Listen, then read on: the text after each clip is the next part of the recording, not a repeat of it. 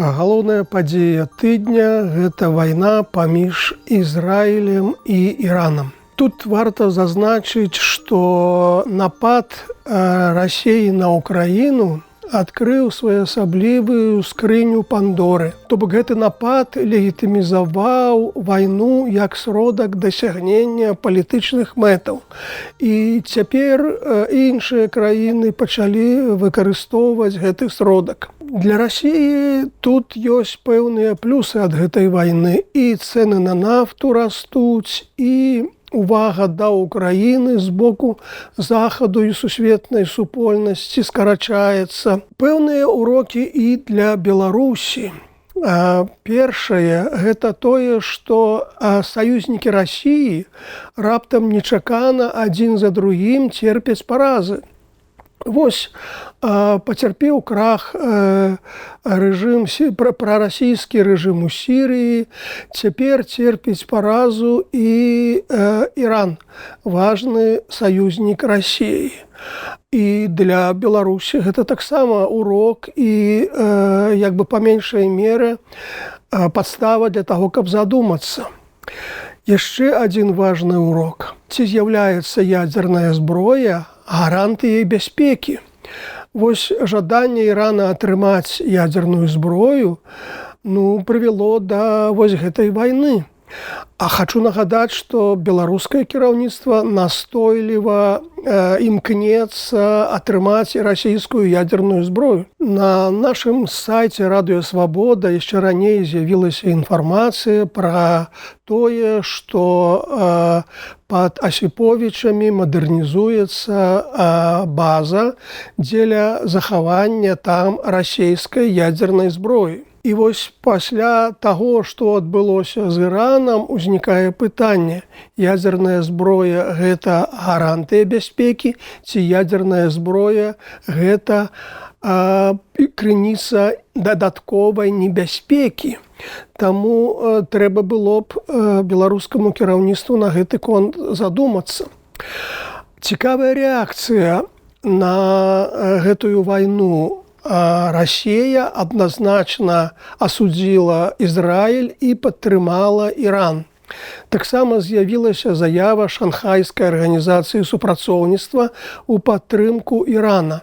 Нагадаю, што Іран уваходзіць у гэтую арганізацыю, там дамінуюць Расія і Кітай, і таксама прысутнічаюць мусульманскія дзяржавы Цэнтральнай Азіі. Толькі Індыя не удзельнічала ў перамовах наконт гэтай тэмы. Беларусь падтрымала заяву. Але на нацыянальным узроўні тут пазіцыя больш цікавая і больш гнуткая. У афіцыйнай заяве МЗС Беларусі няма падтрымкі ніводнага боку. Там заклікаюцца абодва бакі да міру, да перамоваў. Потым была сустрэча міністра замежных спраў Максіма Рыжанкова з амбасадарам Ірана. Гэта такая ускосная дыпламатычная падтрымка. І дзяржаўныя медыі Беларусі так асцярожна, але больш выказваюць сімпатыю Ірану. Тут цікава, што наступным тыднем планаваўся візіт прэзідэнта Ірана ў Беларусь на паседжанне на саміт Еўразійскага эканамічнага саюза, які адбудзецца ў Мінску. Але цяпер невялікая верагоднасць таго, што прэзідэнт Ірана кіне ўсе справы і прыедзе ў Мінск на гэты саміт. Гэтым тыднем даволі шумную рэакцыю ў медыях выклікала паведамленне пра тое, што Мінск мае наведаць спецыяльны прадстаўнік прэзідэнта США Кіт Келах. Прычым, маўляў, перамовы будуць тычыцца менавіта заключэння міру ва ўкраіне. Это цікава, бо цяжка ўявіць, якім чынам Беларусь тут можа дапамагчы ў гэтым пытанні, бо візіты амерыканскіх прадстаўнікоў падчас першай кадэнцыі Дональда Трампа праходзілі зусім у іншай палітычнай атмасферы, калі афіцыйны Менск паспрабаваў заняць пазіцыю нейтралітэта ў канфлікце паміж Расіяй і Захадам, і тады гэтыя візіты мелі сэнс.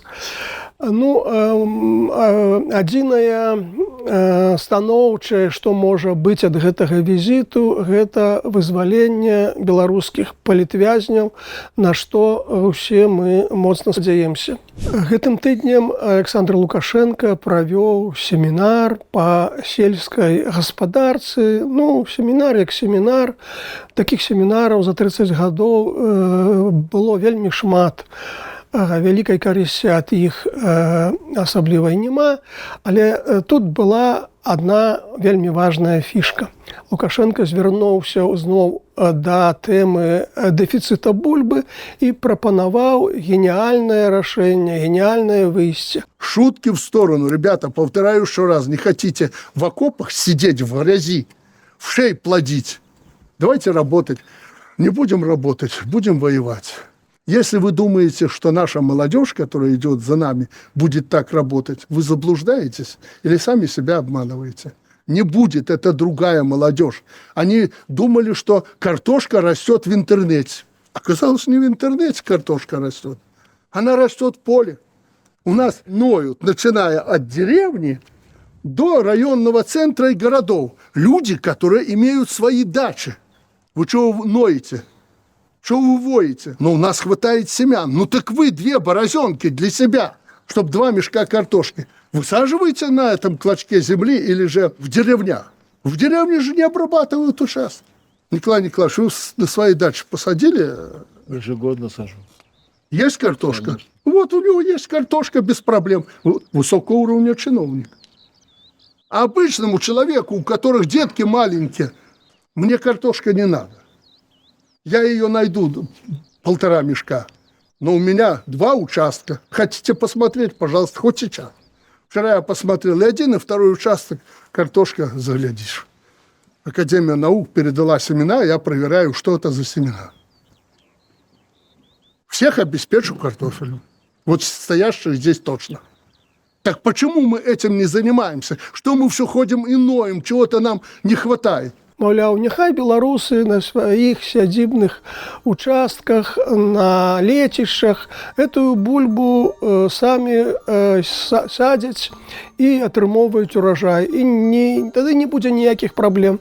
То бок пераход на натуральную гаспадарку ў 21 стагоддзі, ну, гэта такі вельмі цудоўны рэцэпт для беларусаў і вельмі шмат кажа пра тое, у якім становішчы сёння знаходзіцца Беларусь.